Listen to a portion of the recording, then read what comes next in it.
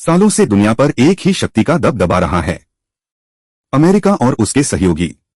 लेकिन अब धीरे धीरे हालात बदल रहे हैं। एक नया विचार जन्म ले रहा है, मल्टीपोलर वर्ल्ड यानी बहुध्रुवीय विश्व व्यवस्था।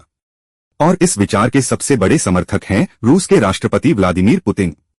आज की इस कहानी में हम जानेंगे कि पुतिन क्यों एक एकध्रुवीय विश्व यूनिपोलर वर्ल्ड को खतरनाक मानते हैं और कैसे वे एक नए बैलेंस्ड पावर स्ट्रक्चर की कल्पना कर रहे हैं। कोल्ड वॉर के बाद अमेरिका दुनिया की सबसे बड़ी ताकत बनकर उभरा। उसने सैन्य शक्ति, आर्थिक ताकत और सांस्कृतिक प्रभाव के जरिए पूरी दुनिया पर असर डाला।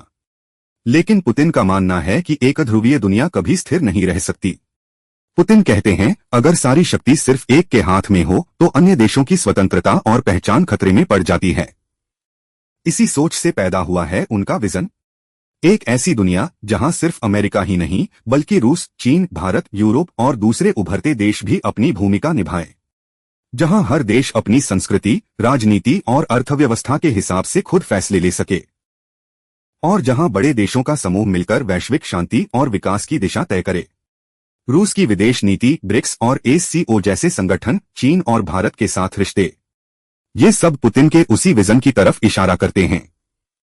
उनका संदेश साफ है, एक ध्रुवीय नहीं बहुध्रुवीय दुनिया ही इंसानियत के लिए सुरक्षित है। लेकिन यह सपना इतना आसान नहीं है। अमेरिका और पश्चिमी देश इस बदलाव को रोकना चाहते हैं। यूक्रेन युद्ध, आर्थिक प्रतिबंध और कूटनीतिक टकराव इसी संघर्ष की झलक हैं। पुतिन की यह जंग सिर्फ जमीन के लिए नहीं बल्कि भविष्य की विश्व व्यवस्था के लिए है। तो दोस्तों, सवाल ये है, क्या सच में आने वाले वर्षों में दुनिया एक मल्टीपोलर वर्ल्ड बनेगी या फिर अमेरिका का दबदबा यूं ही कायम रहेगा? पुतिन का विजन आज बहस का मुद्दा है, लेकिन कल शायद यही दुनिया की नई हकीकत बने। अगर आपको यह कहानी पसंद आई हो तो चैनल को सब्सक्राइब करना न भूलें, क्योंकि आने वाले एपिसोड्स में हम और भी ऐसी ऐतिहासिक और समकालीन कहानियां लेकर आएंगे।